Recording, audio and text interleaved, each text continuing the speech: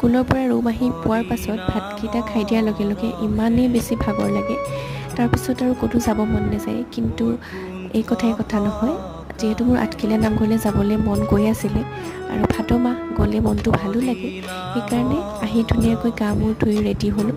আৰু এয়া চাওকচোন, ৰীল এটা বনাম বুলি মই এনেকৈ ভিডিঅ' কৰিছিলোঁ। ৰীলটো বাৰু নহ'লগৈ, সেইকাৰণে ক্লিপকেইটা মই ইয়াতে লগাই দিলোঁ।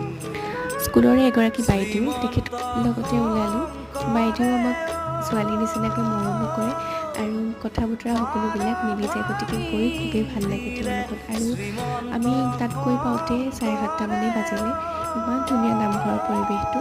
মই বাৰু আগতে গৈছোঁ, বহুত দিনেই হ'ল, 2019 চন মানতে গৈছিলোঁ। তাত গৈ পাইছোঁ, ইমান ভক্তৰ ভিৰ, আৰু মই ধুনীয়াকৈ চাকি বন্তি লগাই ল'লোঁ, ঘৰৰ সকলোৰে হৈ সেৱা জনালোঁ। আৰু লগতে মোৰ নামঘৰ ভাগটোত গৈ অকণমান